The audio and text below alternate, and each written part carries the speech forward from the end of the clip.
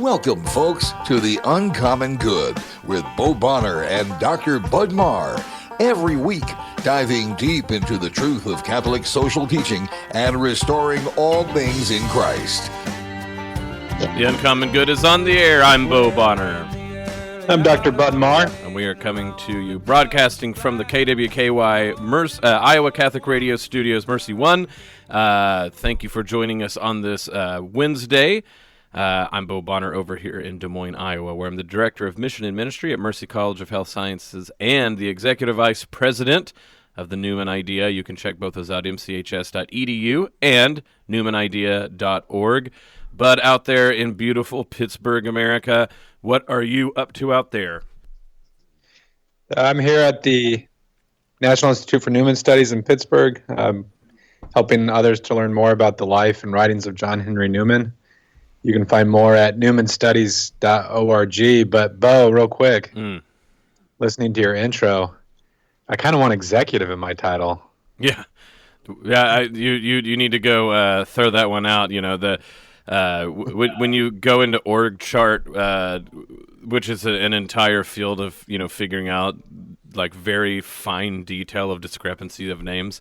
Executive vice president is how you're like above the other vice presidents, but still below the president. So we have to give a nod to our buddy Dave Delio, who is the master of such nomenclature. So yeah, executive vice president. I don't get like a car or anything. I just think that's a way to, talk about.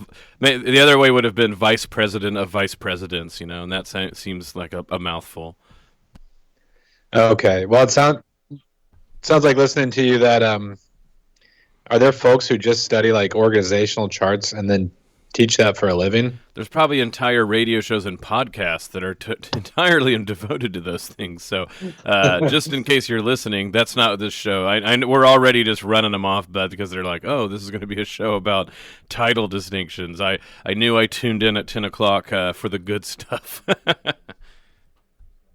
that's right. Today is Wednesday, like I said. We're in the middle here in Iowa for our Iowa listeners of our spring carathon. So if you do, while you're listening to the show, feel like giving, 515-223-1150. You can actually call in or text in order to do that, or go to iowacatholicradio.com and donate there.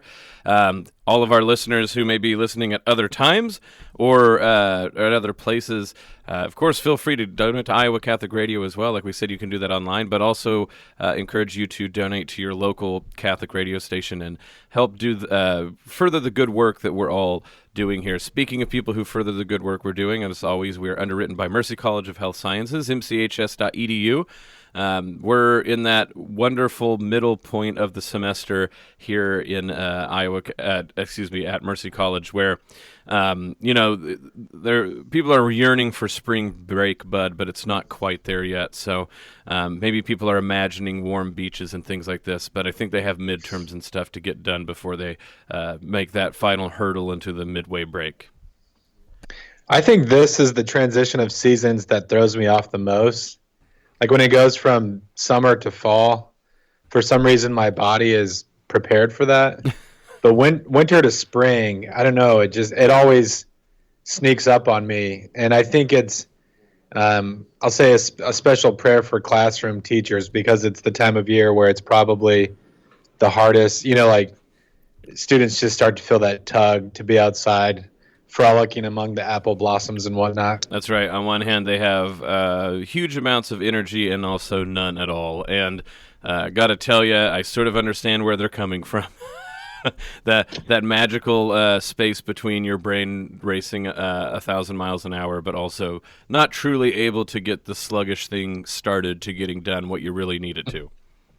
Yeah, senioritis is a real problem. It's not something to make light of. That's right. And the idea is, of course, you think upon graduating you would get rid of senioritis, but maybe a little of it latches onto you the rest of your life. So you heard it here, folks. Bad news. I'm sorry. Well, I did see we got what's the text line where people can get a hold of us? Yeah, so the ZipWhip line 515-223-1150. The Runza conversation was successful. I didn't know how that would land. That's right. So we meat-filled pastries. Yeah, we should point that out. Runza's, Beer Rocks, No, I'm sorry. Pasties rule in the Great Meat Pocket Debate of 2020. This is from one of our listeners who wrote in and then put Bo, Bud, and Camosi as the Presidential Triune Council of 2024, and they're all in. Well, we thank you for your confidence, but I don't know if I have that confidence. Maybe for Charlie. I don't know about you and I, Bud, and certainly I don't think our wives are throwing down anytime soon for us to go hit the circuit trying to get elected. The presidential conversation was funny because to me, it's obvious that someone like myself shouldn't run the country. But just like walking through the church hallways this week and things, people are like, "What are you, a coward?" Don't like for them, Wow, it's like, how would you ever turn down the thought? But I don't know. Bo, in all seriousness, if one of us is going to run, I nominate you because realistically, the party we'd run for would never get elected, but you'd be a good interview. Well, I suppose that how firmly employed I am on the beginning, because I'm sure talking that much, I would eventually say things that would not be submitted to the 7-second delay. Speaking of that, we're coming up on our first break, but as I pointed out, this is the Spring Carathon here in Iowa, and so that gives us occasion to think of stewardship and charitable giving and actually what that has to do with the common good, and I would have to argue it has a lot, so that's what we're going to talk about, Bud and I today, talking about the show about charitable giving and the common good. This is the Uncommon Good. Stick around. We'll be back right after this.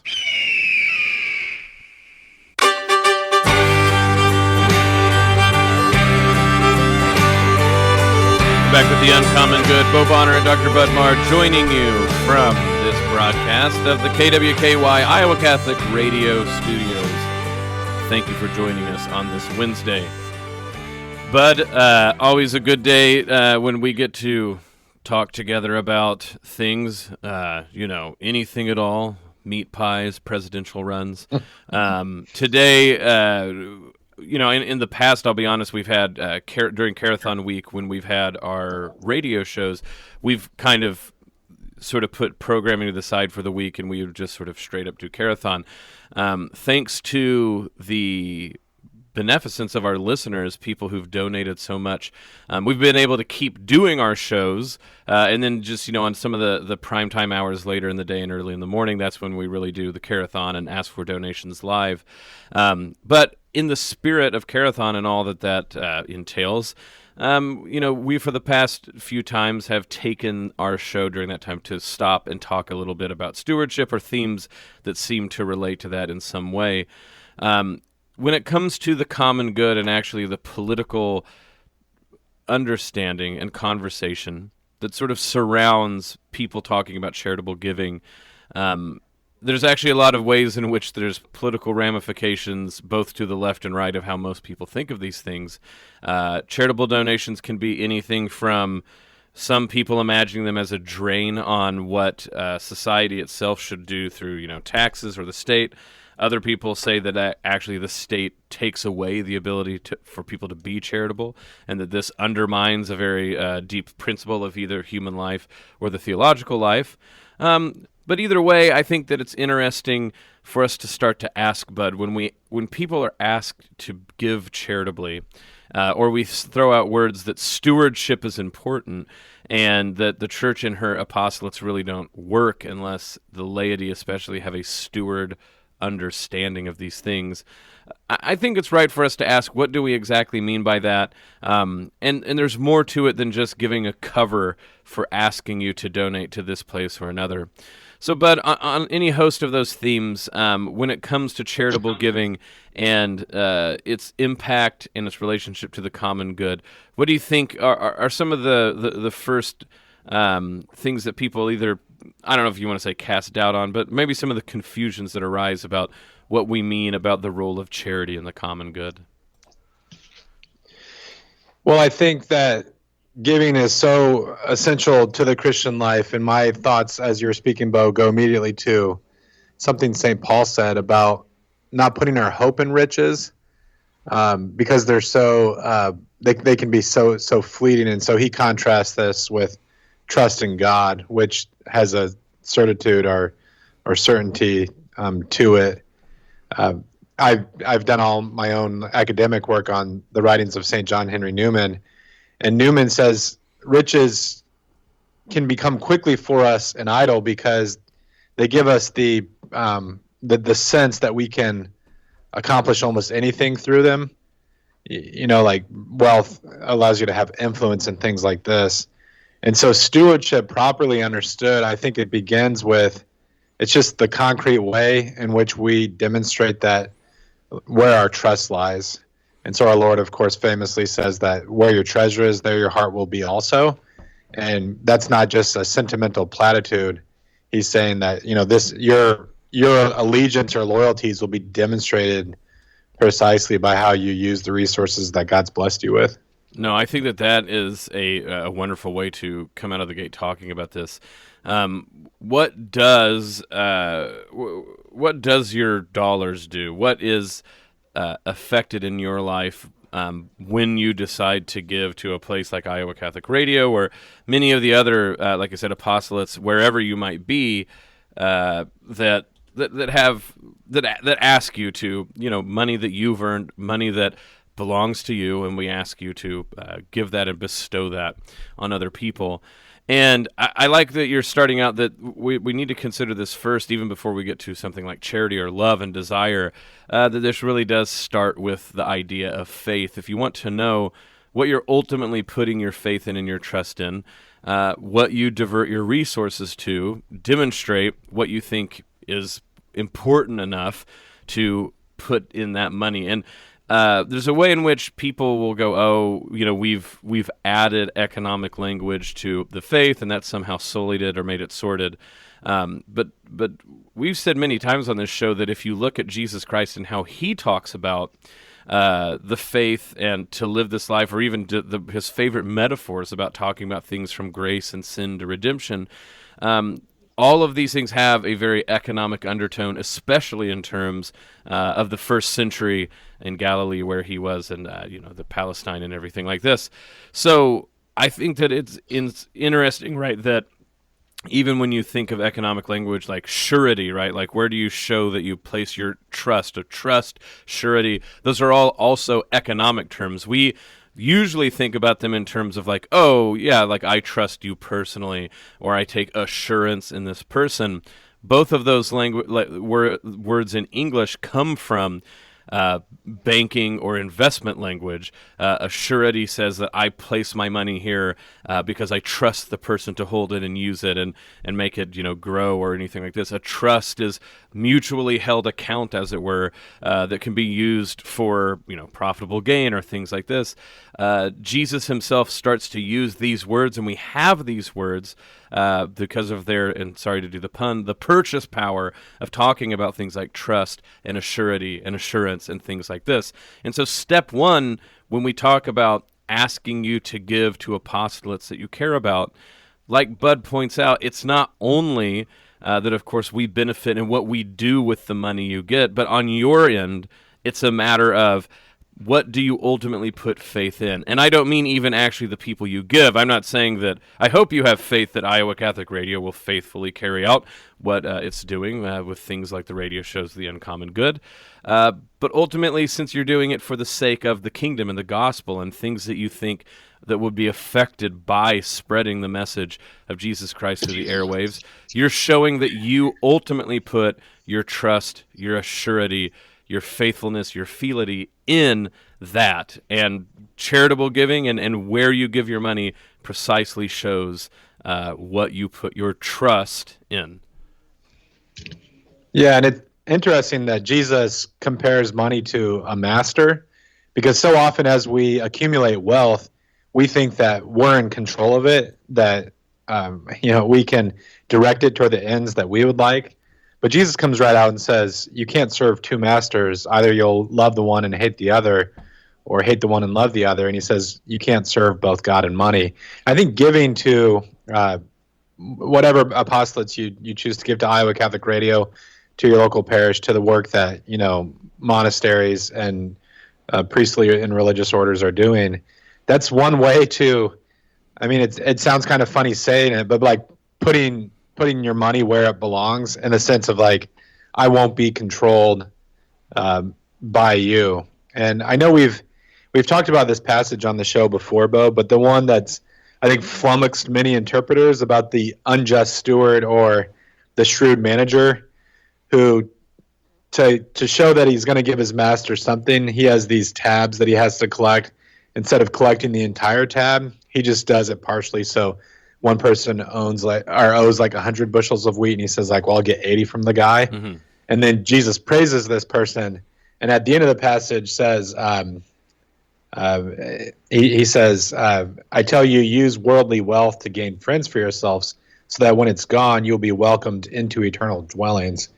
To whom much is, the one who is faithful with little will be given more. I think as we think about all of these matters in light of eternity, if we can be faithful with money, which at the end of the day is an inanimate object, I think God slowly rewards us with more. But it's kind of like that.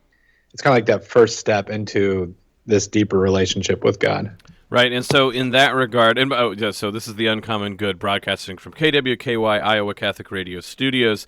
But to continue the motif that you're pointing out, on one hand, money being fleeting and representational and actually in and of itself inanimate and unable to do anything, right? The record of exchange, you can go into the sort of history of money itself and what do we even mean when we talk about monetary value.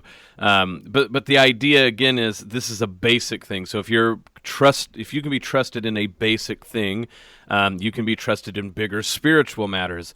Also, with this thing that money itself is sort of a trust held in common by the people who use it, right? If I go to a different country, or if I go into the past, right, with the Iowa Catholic time machine, no one knows we have. But if you go back, right, and hand someone a dollar bill, they'll go, well, this is an interesting green bill. It means nothing, right? It can only be useful and worthwhile in a community that holds it in trust together. So there's that word trust again. And so what do you put your trust in? Literally, I put my money in this trust or that one. And to give it to a charity is to show that I trust the outcomes, right? I'm putting this into God's bank account, as it were. And you see that Jesus says this, right? You're all looking for a good deal. You're looking for an investment that will double or multiply the initial investment.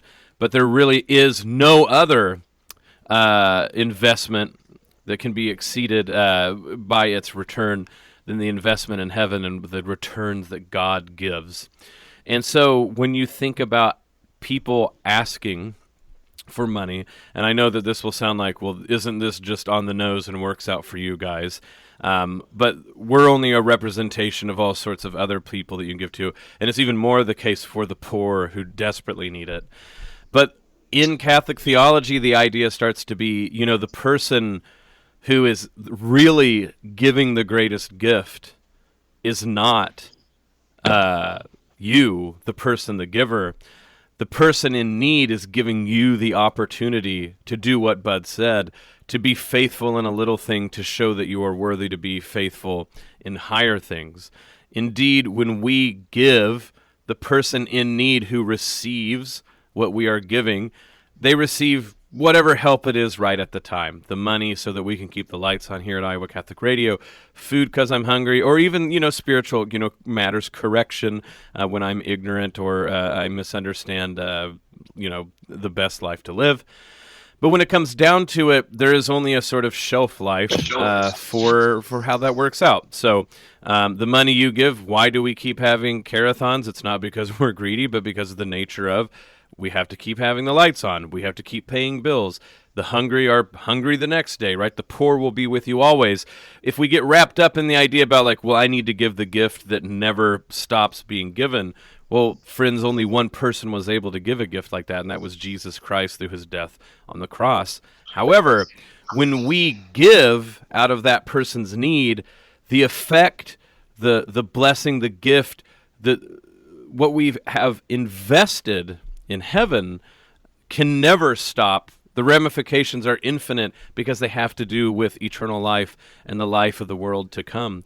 And so actually the person giving the greatest gift in the Catholic worldview is the person in need, that requires, that asks, that demands the alms be given. And so not only is this worthwhile talking about during this week when we're requesting and asking you to prayerfully consider give to Iowa Catholic Radio or the Catholic radio stations where you might be, but this is good going into Lent, right? Alms are so powerful, not only because, of course, they help someone in need, but friends, we're all in need. We all are in need of the fact of charity, the availability of charity, the objects of charity, the ability and the time and just the sort of blank playing field where we ourselves will be able to be charitable towards someone else. And when we have that opportunity, we are given an opportunity to make something eternal that never stops, and that is the merits and graces in heaven that God has given us through giving us the gift of people who need us. I think what you're saying there about the eternal impact of giving is particularly true with an apostolate like Iowa Catholic Radio. You see this ripple effects that go outward. The Bible says at various points that people can't come to faith without hearing that message. And historically, when we've read that passage in the United States and in the Christian West, it's always been an impetus for missionary endeavors, for the great missionary saints to travel throughout the globe spreading the gospel. In our own day and age, and Bo, you can attest to this, even teaching young people in a college classroom, we can't really take for granted anymore that the neighbor down the street has heard the gospel message. And so how will they believe if they haven't heard, and how will they hear unless someone has preached to them? A great way to do that here in our context is, of course, through the radio. And I'll be honest, I can be kind of a chicken when it comes to evangelization. I probably have passed on important opportunities where God opened a door for me to talk about the truths of the faith. One great thing about radio is that it passes through walls. It passes through the doors of cars. That sounds kind of like a superpower. A little weird. Yeah. And really, when I think about Iowa, I think about one thing that comes to mind is I-29 and I-80, and just thinking about this being a sort of crossroads.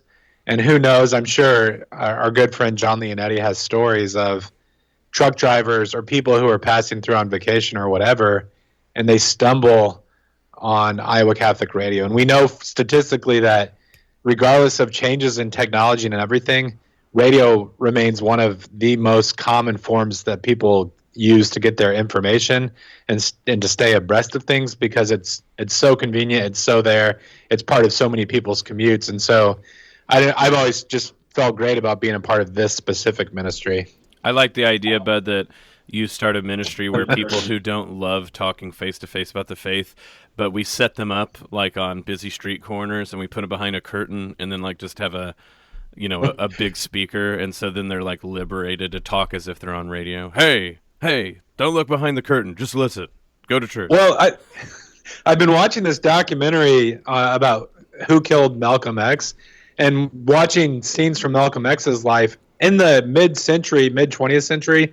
It was common in the United States, I think, for preachers or speakers to get up in a public space and talk. But I think today, unless you're at the fair, we feel like that's kind of an impetus, like this guy's invading my space. Right. And so I conceive of radio as one of the, thanks be to God, one of the remaining spaces of public discourse in the U.S. No, I actually think that's right. You say the state fair, and especially Lord knows that the 2019 fair was spent with presidential candidates, up on haystacks saying stuff. And it's funny because I think everybody thinks it's okay to do at the fair, because the fair is where you kind of do like homages to old, things like the old way of life when there were farms. And so it's funny that, like you said, people don't get up and give like stump speeches on the side of the road. So they're like, put some hay bales up there so it looks old, like it's natural.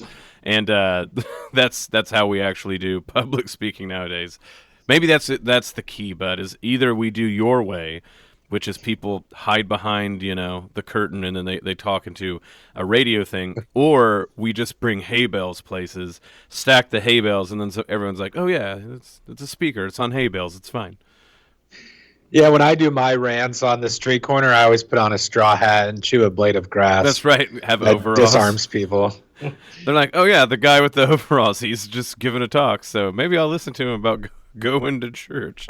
I know we're up against a break, but actually, this whole conversation at the end here, it does. I think it does tie in so much to the common good and what we talk about on the show. And you think about historically how human beings have organized their common space, and things like bells from the church, ringing bells to remind people of the Angelus. Today I think there's all sorts of noise around us, but people operate with presuppositions about like what noise is amenable. So I know, like in places in Europe today, sometimes there's debate like, should mosque be able to have a call to prayer at 5 a.m. or whatever it happens to be. And those questions are not incidental to our common life together, both as like a public community, like you think about a place like Des Moines, but certainly as the church. I'm looking forward to the second half of the show because this thing just continually fascinates me. Agreed. And I think on the second half of the show, we can talk about not only that, but maybe get into definitions of what do we mean by stewardship and what do we mean by charity, which I think sometimes confuses Catholics because obviously charity in the English, we mean like, oh, you give to, your favorite cause, but also charity is the word for love itself. And is charity different than love? And are these acts interconnected?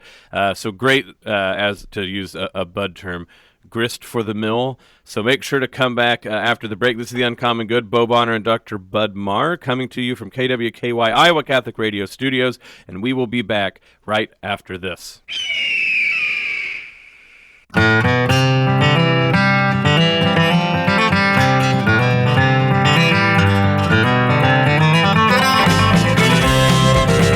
The Uncommon Good, Bo Bonner and Dr. Bud Marr joining you this wonderful Wednesday, broadcasting from KWKY Iowa Catholic Radio Studios. We're in the midst of our Carathon here in Iowa Catholic Radio. So if you are in the Des Moines and Iowa listening area, 515-223-1150, you can call in and donate. You can text Iowa Catholic Radio with the word donate in it, and we will send you a link that you can donate. If you are listening after hours on podcast or in other parts of the country, either donate to Iowa Catholic Radio by going online, iowacatholicradio.com, and hit the donate button, or consider giving to the wonderful local stations broadcasting shows like ours. We're all in this together, trying to get the word of Jesus Christ out and about and into the kingdom that is his. Bud, when we left off in the last segment, we started to bring up that maybe we should talk about the words themselves that we've been throwing out in today's show: charity and stewardship. So stewardship, I know, for instance, in the Diocese of Wichita, where I used to live, people talk about stewardship quite a bit. In Wichita, it's almost taken on the life of if you give, if you tithe at your church, then you're able to actually send your kids to school for free. But the idea is still the idea that we are the stewards of what God is doing, what God is up to.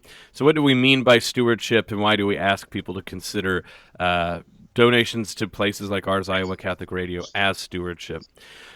Well, in two ways. The word in English, literally steward and ship, come from the idea of someone who guards something, and the steward part, I'm not going to bore you with the complete etymological definition, but the idea is, where the animals are or where the food's kept, so both in farms or on ships, there's an idea that someone needs to guard that and be the person who tends to it and takes care of it. So this idea, when we start saying stewardship in terms of charities or the church, is the idea of you yourself have a storehouse of goods, and you're the one who is called to take care of, to distribute that. But then also these charities are parts of the good of the church, and if we're going to, as a laity, procure and give out the goods of this church, then they must be tended and cared for, and so a steward must do that as well. This goes all the way back, I think, to the book of Genesis, that when God creates Adam and Eve, He could have given them all sorts of jobs, but what he gave them is the jobs of gardeners. And gardening, I think, is a really good metaphor for what we think stewardship is. Adam and Eve were not asked to create or produce things. There weren't factories. There wasn't even, so to speak, a shop where they would like artisanally craft things. They were given a garden, and garden requires love and tending and care, and that we put our sweat equity, as it were, into the garden. But the garden has a life of its own. The seeds don't come from us. The rain doesn't come from us. And so it's something that really, when we say, why is the garden beautiful? Well, it's the flowers. It's the garden itself. But that reflects the work and the sweat and the resources we put into it. So when it comes to our charities, a word that we can talk about here in a second, why we ask you to be good stewards is to mean all of these charities in some ways have been handed to us, both the charitable works of the church and the apostolates like Iowa Catholic Radio. And in many ways, God is the person who makes the good of the church and her apostolates happen. We don't save souls and lives. That's what Jesus Christ does. And we get to be the instruments, like people like me and you, Bud, who are on the radio. But the stewards are exactly people who are listeners who, through the hard work of prayer and through the giving of their resources like donations, make apostolates possible and make the seeds have a chance to grow and fully bloom better. Flowers can grow on their own, but in a garden, truly the land is cleared in a way and the resources are given in such a way that they can bloom to their fullest potential. And that's what stewardship really is to take what is living on its own and sort of clear a path and give the resources necessary for it not only to live, but thrive. I think that gardening imagery that you bring up is so central to Scripture, but it's something that we easily overlook. And this was brought to my attention studying the Old Testament when a teacher pointed out to me that the verbs that Adam is supposed to fulfill in the early parts of Genesis are also words that are used for priestly activity in Jerusalem later in the Bible. And so Adam from the very beginning is a king and priest. That like you might hear some Christians call each other like Brother Jim or Brother Steve or Sister Judith or something. Like we should really start practicing going around calling each other like Prince so-and-so right. or Princess so-and-so because we're like vice regents. And so when you get to the building of the temple in Jerusalem, so much of the artistry in there and the imagery is meant to harken back to the Garden of Eden. So because of the sin of our first parents, we fell away from what God intended. And the kind of sacramental economy that God establishes as the Bible narrative moves forward is really a restoration of the proper role of humanity on earth. I think this all ties into what we've been talking about, Bo, with stewardship and how we use our money. And I know this is kind of a theme that I circle back to quite a bit, and my listeners may groan sometimes to hear me talk about this again. But I just think when Christians drop the ball here, that it creates vacuums that just get filled with things that are less pleasing and less beautiful. And so like one classic story that comes to mind when we think about stewardship is when this woman anoints Jesus with a precious nard. And Judas is really bothered by this. He thinks it's bad stewardship. Like this could have been used for something more effective. And this is where Christ famously says, you'll always have the poor with you. But he has a different sort of mission or end to his life. And I guess as Catholics, when we think about priesthood, it's not something like, well, this is some special, just kind of like unique sort of odd vocation. No, priests, like sacramental priests, and then us as the priesthood of all believers, we're restoring all things in Christ. And that takes on different forms. I mean, I love the ministry of priests, like blessing things and consecrating them to God.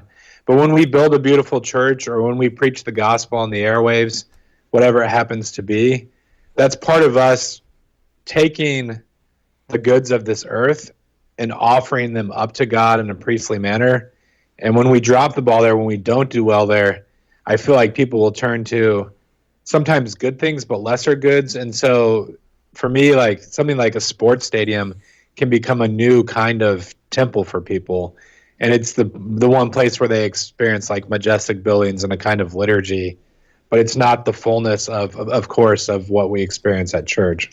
This is The Uncommon Good with Bo Bonner and Dr. Bud Marr, broadcasting from KWKY Iowa Catholic Radio Studios. You're joining us on the show this Wednesday, and thank you for listening. Bud, I think your point is exactly what we should consider when moving to the next word. When we talk about charity, we did a good job of talking about stewardship and what that means, and I like how you brought up the priestly nature of all stewardship, that we've been given something, but it's our job to offer it back in an exalted and holy and reverent way, and that's why there's we have the priesthood of all believers, but exactly like you said, the temple is full of the garden motif, because really gardening and priesthood have so much in common. The idea of taking what is already there but cultivating it and offering it back in full bloom, as it were, to the one who gave it to begin with. And so when we talk about giving as charity, or when we say giving to charities, or I did charity, or I did charitable work, or I'm going to I have charitable giving and I'm going to get a write-off on my taxes, or things like this, it might be one of the words that causes a bit of confusion, because in English we apply it for all sorts of different things, but I do think that it's a happy accident as well, and I'm guessing, but in other languages something similar happens. That people could correct me, I guess, if I'm wrong. But charity, of course, when we think of the theological virtues, the great three virtues we should all cultivate: faith, hope, and love, or charity. You'll start to see, of course, the overlap of the words. So the highest virtue, that is love/charity, also being the thing that we ask to do, and what we call and describe the work when we give alms. So almsgiving would be the sort of traditional English way to talk about the act of giving money and resources to an apostolate, to the church. And then charity, caritas, is the Latin word that we've placed with that third theological virtue, and in general, love. I will say that we could probably have an entire show tracing about the sort of divergences and overlaps of those words. It is clearly the case that what we mean by love, by desire, when we say not only that I love this person, but that I love pizza, or I love lamb, or I love the Cowboys, or whomever it is you say you love. It's not exactly wrong to say that word love is similar, if not the same, as the way in which we say we love God, or God is love. They're not exactly the same, but clearly they are related, right? They're family members. They all hang out at the same Thanksgiving Day party. How's that? But the idea of, then we throw in the word charity to complicate this, and sometimes people go like, well, charity is like what we do when we love God, but then, love is either something sordid or small, or I love pizza, or something like this. They're connected, but there's distinctions to be made. Then we further complicate this by calling almsgiving charity.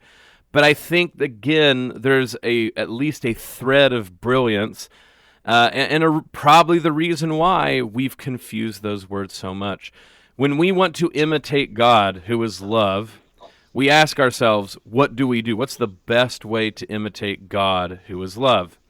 And if we're too wrapped up with the modern English understanding of love as either a feeling, or sort of just a sentimental attachment, or something that I inwardly do, or even commitment, that we might misunderstand what God is when we say that God is love.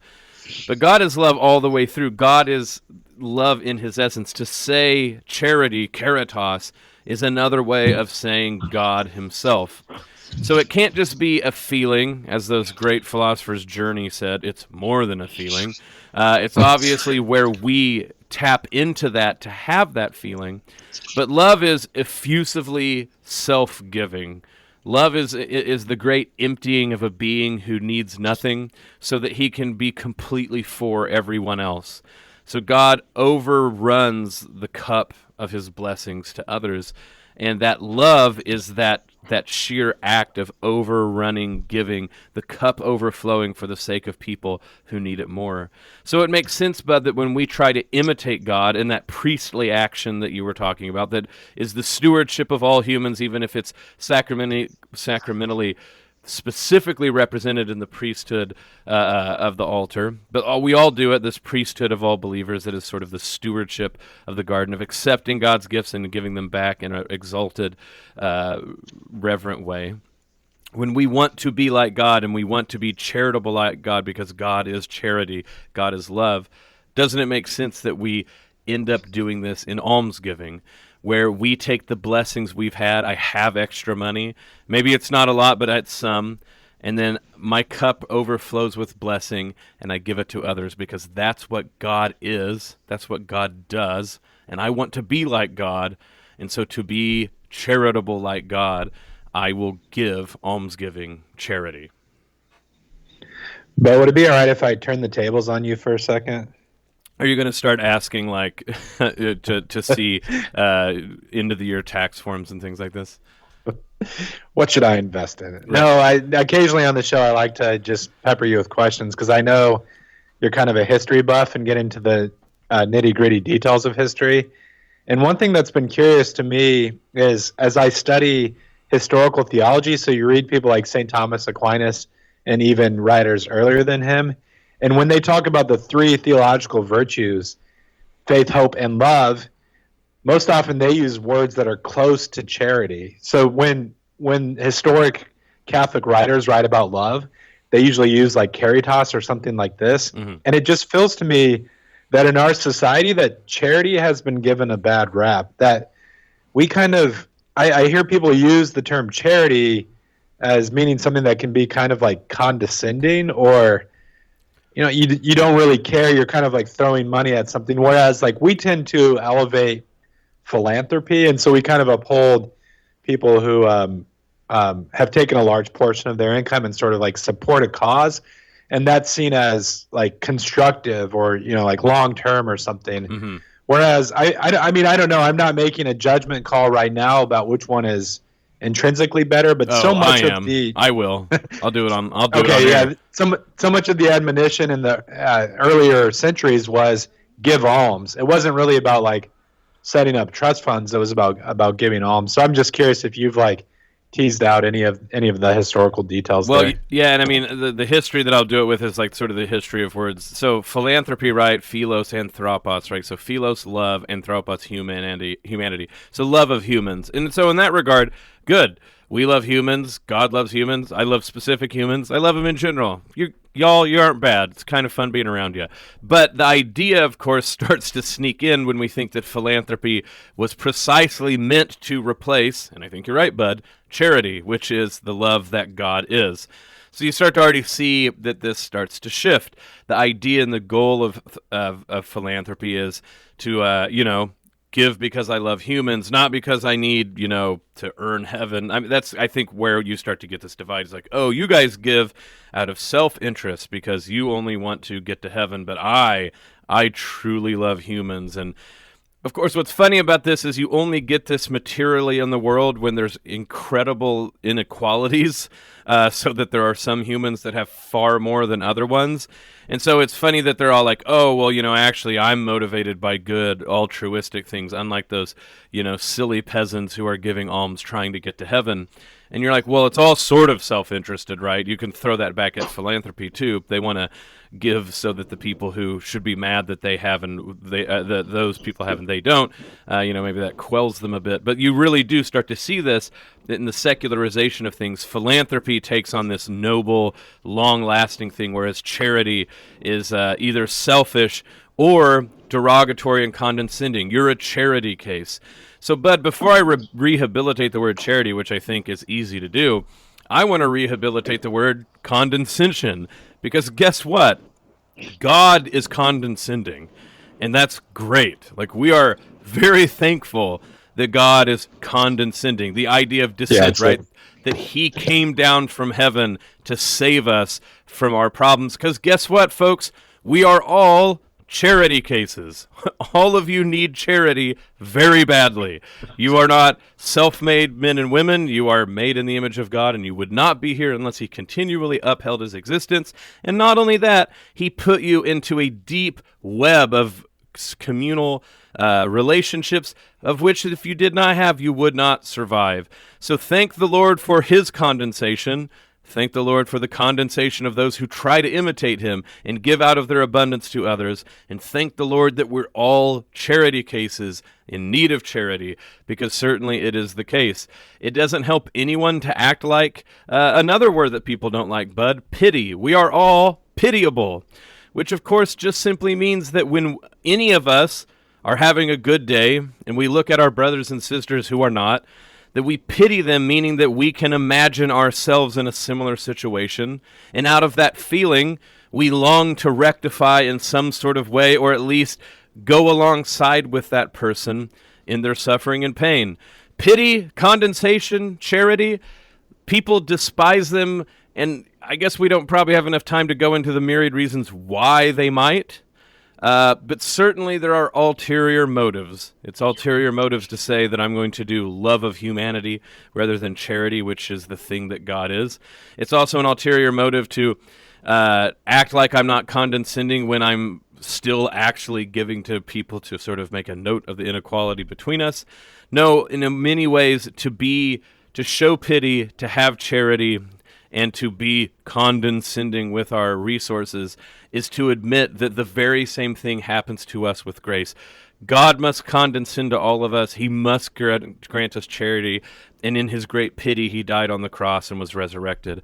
And folks, we imitate that in small ways and big ways. And one easy way to do that is to give to what we in English call charities, to charitably give, as Bud said, to be stewards, to priestly give what we have in abundance, and give it back to show where our trust is, that what we find valuable, all of these things.